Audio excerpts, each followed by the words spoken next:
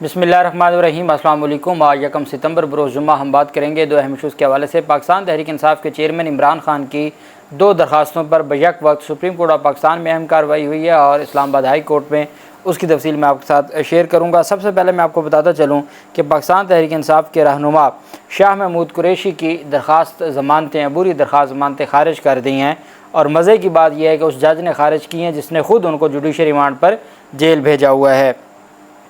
इंसदाद दहशतगर्दी बतौर जज इंसदाद दहशतगर्दी अदालत शाह महमूद कुरैशी के ख़िलाफ़ थाना खुन्ना में दर्ज दो मुकदमात में अबूरी ज़मानतें उस पर हाज़िरी से इस्तिस्ना और तलबी की जेल से तलबी की दरख्वास्तें दायर की गई थीं। जज अब्बुल हसनात मोहम्मद जुल्करनैन ने दोनों दरख्वास्तें खारिज कर दी। अदालत की जानिब से मौक़िफ़ ये अपनाया गया कि चूँकि मुल्ज़िम अदालत में पेश नहीं हुआ, इस वजह से अबूरी ज़मानतें खारिज की जाती हैं। अब्बुल हसन जो जुल्करनैन साहब हैं, अब्बुल हसनात जुल्करनैन साहब जो जज हैं, ये ऑफिशियल सीक्रेट एक्ट केस में भी जो साइफ़र केस है, इसमें पाकिस्तान तहरीक इंसाफ के चेयरमैन इमरान खान के ख़िलाफ़ भी उस केस में ये खसूसी जज हैं ऑफिशियल सीक्रेट एक्ट 2023 के तहत 1923 के तहत। और बिल्कुल इसी तरीके से ये जज हैं दहशतगर्दी अदालत के भी। तो इन्होंने शाह महमूद कुरैशी का 10 दिन का जिस्मानी रिमांड पे रखा। रिमांड के बाद जो शाह महमूद कुरैशी है उसकी ज़मानत की दरख्वास्त, जैसे इमरान खान की साइफ़र मुकदमे में कल 2 सितंबर को समाअत होने जा रही है, शाह महमूद कुरैशी की भी बाद अज़ गिरफ़्तारी की कल 2 सितंबर को समाअत है और 14 रोज़ा जुडिशल रिमांड पर जेल भेजा हुआ है और 13 सितंबर तक शाह महमूद कुरैशी को जुडिशल रिमांड पर जेल इसी जज ने भेजा है। और वही जज साहब कह रहे हैं दूसरे मुकदमात में कि चूँकि वो पेश नहीं हुए, इस वजह से उनकी ज़मानत खारिज की जाती है। पाकिस्तान तहरीक इंसाफ के वकला की जानिब से कहा गया कि जी ये जो दरख्वास्त है इसको मंजूर की जाए। सुप्रीम कोर्ट के फ़ैसले भी दिए गए, लेकिन अदालत की जानिब से उनकी दरख्वास्त को खारिज कर दिया जज अब्बुल हसनात साहब ने। जबकि दूसरी जानिब सुप्रीम कोर्ट ऑफ पाकिस्तान में आज जो समाअत हुई है नैब अदालतों और नैब तरमीम के ख़िलाफ़, ये फ़ैसला कौन समाअत थी और पहले तो आज ही समाअत मुकम्मल करने का हुक्म दिया गया था और फिर अटॉर्नी जनरल ऑफ पाकिस्तान की जानिब से इस्तदा की गई कि मुझे सोमवार वाले दिन सुन लें और फिर उसके बाद आप इसको डिसाइड कर दें। तो उस पर अदालत में समाअत हुई। तो आज चीफ जस्टिस उमर अता बंदयाल साहब गुज़रते वक्त के साथ साथ बड़े एक्टिव होते जा रहे हैं। एक बात मैं आपको बताता चलूँ कि परवेज़ इलाही की गिरफ़्तारी के हवाले से पाकिस्तान तहरीक इंसाफ के जो वकला थे और सीनियर वकला लतीफ़ कोसा साहब, इसी तरीके से जो ताहिर नसरुल्लाह वड़ाइच और बड़े सीनियर वकला शाम 5 बजे उनकी गिरफ़्तारी के बाद 5 बजे से लेकर 8 बजे तक उन्होंने पूरा टिल लगा लिया कि वो लाहौर हाई कोर्ट के गेट खुलवा लें, अदालतें खुलवा लें और तौहीन अदालत की दरख्वास्त दायर करें। लेकिन जो जज अमजद रफ़ीक साहब थे, चूँकि वो उस वक्त तक जा चुके थे, वापस आना उनके लिए पॉसिबल नहीं था और जो बाकी जजेस थे वो भी उस वक्त अवेलेबल नहीं थे, अमला भी जा चुका था। इस वजह से कल उम्मीद है उस तौहीन अदालत की दरख्वास्त पर समाअत की। तो पाकिस्तान तहरीक इंसाफ के वकला ने कोशिश ज़रूर की। 3 घंटे तक बहुत बड़ी तादाद में लाहौर हाई कोर्ट में वकला मौजूद थे, वहाँ पर हंगामा राई होती रही, नारेबाजी होती रही और फिर उसके बाद जबकि इस्लामाबाद पुलिस ने बाकायदा तौर पर स्टेटमेंट जारी कर दिया कि उनको 3 MPO के तहत गिरफ़्तार करके जेल में मुंतकिल कर दिया परवेज़ इलाही को। बहरहाल और मैं हैरान होता हूँ कि आज रात कोई अदालत नहीं खुली और उमर अता बंदयाल साहब के पास ये मौका था कि वो आज अपनी मातहत अदालत के जज की तौकीर और अदालती फ़ैसले की तौकीर बचा सकते थे, लेकिन उनकी किस्मत में ये ना आया। बहरहाल चीफ जस्टिस की सरबराही में 3 रुकनी बेंच ने समाअत की। समाअत शुरू हुई तो चीफ जस्टिस ने इमरान खान के वकील से मुकालमा करते हुए कहा कि ख्वाजा साहब इजाज़त हो तो मखदूम अली खान से एक बात पूछूँ।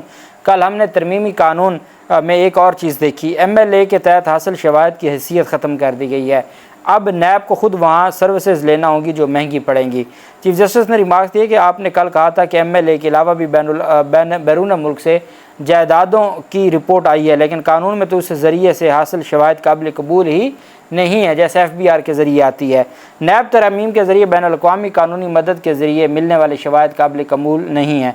मखदूम अली खान साहब ने कहा कि जो FBR के हवाले से तो चीफ जस्टिस उमर अता बंदयाल साहब ने रिमार्क किया कि FBR को मिलने वाली मालूमात बतौर सबूत इस्तेमाल नहीं हो सकती, जिस पर मखदूम अली खान साहब ने बताया कि मुलज़म से बरामद होने वाला मवाद भी नैब ने ही साबित करना होता है और बैरून मुल्क से लाए गए शवाहद भी साबित करना नैब की ज़िम्मेदारी है। अदालतें शवाहद को कानूनी तौर पर देख कर ही फैसले करती हैं, चाहे अपने मुल्क की क्यों ना हो। स्विस अदालतों ने आसिफ जरदारी के ख़िलाफ़ अपने मुल्क के शवाहद तस्लीम नहीं किए थे। जस्टिस एजाजुल हसन साहब ने रिमार्क दिया कि स्विस मुकदमात तो ज़ैदुल मियाद होने की वजह से ख़त्म हुए थे, अदम शवाहिद पर की बुनियाद पर नहीं। जिस पर मखदूम अली खान साहब ने जवाब दिया कि अटॉर्नी जनरल ने स्विस हुकाम से मुआवनत किस कानून के तहत मांगी थी, कोई नहीं जानता। चीफ जस्टिस ने इस्तफसार किया कि क्या कानून में मुलज़िम के साथ शिकायत कुनिंदा के हकूक़ भी हैं।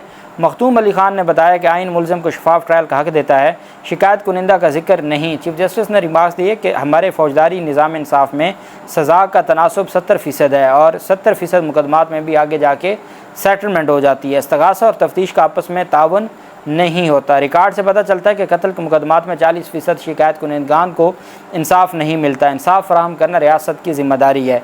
वकील मखदूम अली खान साहब ने कहा कि बहुत से मुकदमात में शिकायत कुनिंदगान खुद ही मुलज़िम को पहचानने से इनकार कर देते हैं। इनकार की बड़ी वजह गवाहान की शिकायत कुनिंदगान को बरीयत के बाद मुलज़मान की जानिब से निशाना बनाया जाना होता है। चीफ जस्टिस ने कहा कि बाज़ औक़ात प्रोसिक्यूशन की नाकामी की वजह शिकायत कुनिंदगान खुद भी होते हैं। जब मखदूम अली खान साहब जो वफाकी हुकूमत के वकील थे, उनके दलाइल मुकम्मल हुए तो चीफ जस्टिस ने कहा ख्वाजा हारिस साहब आप अपने जो फ़ाइनल दलाइल हैं वो दें। इमरान खान के वकील ख्वाजा हारिस साहब ने दलाइल का आगाज़ किया तो चीफ जस्टिस ने रिमार्क दिया कि नैब की ज़ेर हिरासत मुलज़िम को दबाव में ला के प्ली बारगेन का तस्वुर मौजूद है। वकील इमरान खान ने कहा कि ये दुरुस्त है कि कुछ मिसालें मौजूद हैं। चीफ जस्टिस ने रिमार्क दिया कि सिंध में एक केस की मिसाल मौजूद है। इस केस में प्ली बारगेन करके रकम तय की गई, बाद में तमाम असासों का दोबारा तखमीना लगाया गया। बताएं प्ली बारगेन की नैब शिक में कैसे बेहतरी लाई जा सकती है। जस्टिस एजाजुल हसन साहब ने कहा कि तरामीम के बाद प्ली बारगेन के तहत अक़सात में वसूल की गई रकम भी वापस करनी होगी। चीफ जस्टिस ने इस्तफसार किया कि पाकिस्तान के कानून में बैरून मुल्क से कानूनी मुआवनत की गुंजाइश कितनी है। वकील ख्वाजा हारिस साहब ने दलाइल में कहा कि पाकिस्तानी कानून में बैरून मुल्क से हासिल कानूनी मुआवनत की ज़्यादा अहमियत नहीं रखी गई। चीफ जस्टिस ने रिमार्क दिया कि मई 2023 से पहले नैब रेफरेंसेस का वापस होना संजीदा मामला है। हमारे पास नैब रेफरेंस वापस होने से मुतल्लिक तफसीलात पर मबनी फहरिस्त है, लेकिन बात यह है कि हमने आज केस ख़त्म करना है और हमारे पास जुम्मे का वक्त है और अदालत ने आज दिन में कहा कि 12:30 बजे तक आप अपने दलाल मुकम्मल करें। और साथ एडिशनल अटॉर्नी जनरल ने कहा कि अटॉर्नी जनरल ने भी दलाल देने हैं, सोमवार वाले दिन उनको मौका दिया जाए। जिस पर एजाजुल हसन साहब ने रिमार्क दिया कि पीर तक का वक्त नहीं है, तहरीरी तौर पर मारूज़ात हम देख लेंगे। दौरान समात नैब तरमीम के खिलाफ केस में मंसूर अली शाह साहब ने रिमार्क दिए कि पार्लिमानी जमहूरी निज़ाम आईन पाकिस्तान का मरकज़ी जुज़्व है। जैसे मंसूर अली शाह साहब को नहीं पता कि पार्लिमानी निज़ाम तबाह हो चुका है और 2 असम्बलियाँ पिछले 7 माह से निगरान हुकूमतें चला रही हैं। कहा जा रहा है कि एक पार्लियामेंट ने अपने और अहले खाना को फ़ायदा पहुँचाने के लिए कानून साजी की। मुझे यूँ महसूस हो रहा है जैसे ज़ोर लगा लगा के नैब तरमीम में गलतियाँ ढूंढी जा रही हैं। जस्टिस मंसूर अली शाह साहब ने रिमार्क दिया कि मुल्क में पार्लियामेंट और अदलिया को अपने अपने तरीके से चलने दें। इस वक्त आम इंतखाबात सर पर हैं, कोई तारीख नहीं दी गई, लेकिन अदालतों को लगता है कि सर पे हैं। मेरे जहन में एक ही हल है कि नई पार्लियामेंट आकर तरमीम को ख़त्म कर दे, वरना ऐसे तो पूरा निज़ाम ही ख़त्म हो जाएगा। हल तो सिर्फ यही है कि ऐसे लोगों को दोबारा वोट ही ना दें। चीफ जस्टिस ने रिमार्क दिया कि नैब कानून का कारोबारी शख्सियात के खिलाफ गलत इस्तेमाल और साथ उनकी जानिब से कहा गया कि मेरे पास ऐसे कारोबारी शख्सियात के नाम भी मौजूद हैं जिनको नुकसान पहुंचाया गया। ऐसे नहीं होना चाहिए कि किसी अकाउंटेंट को बिठा के 10 रुपये की गलती निकाली जाए। कानून के मुताबिक कारोबार करने वाली शख्सियात के खिलाफ नैब कानून का गलत इस्तेमाल किया गया। किसी जुर्म की नौइयत तब्दील करना दुरुस्त नहीं है। करप्शन माशरे और आवाम के लिए नुकसानदेह है। उनकी जानिब से साथ जो मंसूर अली शाह साहब की जानिब से इमरान खान पे और पाकिस्तान तहरीक इंसाफ पे दोबारा एतराज़ किया गया कि उनको इस्तीफ़ा नहीं देना चाहिए था पार्लियामेंट से, जिस पर कहा गया और अगर इस्तीफ़ा दिया था तो फिर कोई और लोग आते। तो उस पर ख्वाजा हारिस साहब ने कहा कि हमने जो इस्तीफ़ा दिया वो आइन में हमें उसकी इजाज़त मौजूद है, जमहूरियत में उसकी इजाज़त मौजूद है और दुनिया के जमहूरी ममालिक में ये ऐसी नॉर्मल बात है, इस्तीफ़े आते रहते हैं। इस्तीफ़े मंजूर ना किए गए जिसकी वजह से पार्लियामेंट नामुकम्मल रही। और जस्टिस मंसूर अली शाह साहब ने कहा कि पार्लियामेंट का फोरम मौजूद था, कैसे अपने हल्के की नुमाइंदगी छोड़ दी। चीफ जस्टिस ने रिमार्क दिए कि सदारती मुआफ़ी की तरह नैब से मुआफ़ियाँ दी जा रही हैं। बदनीयत लोगों के हाथ में अथॉरिटी दी जाती रही। कई लोगों के पास मंशियात और दीगर ज़िला से हासिल दागदार पैसा मौजूद है। दागदार पैसे का तहफ़्फ़ुज़ करके सिस्टम में बहुत से लोगों को बचाया जाता है। रियासत की ज़िम्मेदारी है कि मुनसिफ़ाना और फेयर मुआशरा कायम करे। रियासत ने यकीनी बनाना है कि मुजरमान आज़ाद ना घूमें। चीफ जस्टिस ने रिमार्क दिया कि मुआशी मौक़े छीनने की वजह से लोग मुल्क छोड़ के जा रहे हैं। मईशत के शोबे को सियासी ताकतवरों के लिए मुख्तस कर दिया गया है। बुनियादी हकूक़ के बरह रास्त ताल्लुक़ सवाल उठा रहे हैं। लोग अपने नुमाइंदे किसी मकसद के लिए मुंतखब करते हैं और वो मकसद आइन में दर्ज है। दुनिया भर में आमदन से ज़्यादा असासों के असूल का इस्तेमाल कम किया जाता है। चीफ जस्टिस ने रिमार्क दिया कि वहाँ बरह रास्त सबूतों को देखा जाता है। माजी में नैब कानून गलत इस्तेमाल किया जाता रहा। कानून साजी के ज़रिए सरकारी अफसरान को नैब से तहफ़्फ़ुज़ फराहम किया गया। ऑडिटर जनरल अहम आइनी इदारा है। मजबूत ऑडिटर जनरल ऑफिस सूबों के अकाउंट्स को भी देख सकता है। नैब तरमीम से बरह रास्त बुनियादी हकूक़ की खिलाफ वर्जी नहीं हुई, लेकिन नैब तरमीम से बिला वास्ता हकूक़ मुतासर होने का पहलू ज़रूर है। बुरी तर्ज होगी या मुजरमाना मुआशरा होगा तो लोग चले जाएंगे। इसके अलावा जो अदालत में रिपोर्ट है वो अदालत के सामने रखी गई, जिसमें बताया गया कि नैब तरमीम से रवां साल 30 अगस्त तक 12 रेफरेंस नैब अदालतों से मुंतकिल हुए। आसिफ जरदारी, शाहिद खाकान अब्बासी, शहबाज शरीफ, नवाज शरीफ, ओमनी ग्रुप, इन तमाम का जिक्र है इसमें मौजूद है और कहा गया कि इन तमाम लोगों ने अपने इनके जो रेफरेंस है वो वापस हुए हैं। तो मतलब यह है कि ये वो सारे बेनिफिशरी हैं। बहरहाल ख्वाजा हारिस साहब को अब तहरीरी दलाइल जमा करवाने का हुक्म देते हुए 5 सितंबर को अटॉर्नी जनरल ऑफ पाकिस्तान से दलाइल तलब कर लिए और अदालत ने कहा कि 5 सितंबर को हम इसको डिसीजन की तरफ ले जाएंगे और 5 सितंबर को हम इसका फ़ैसला कर देंगे। तो अटॉर्नी जनरल ऑफ पाकिस्तान अब 5 सितंबर को अपने आर्गूमेंट्स देंगे।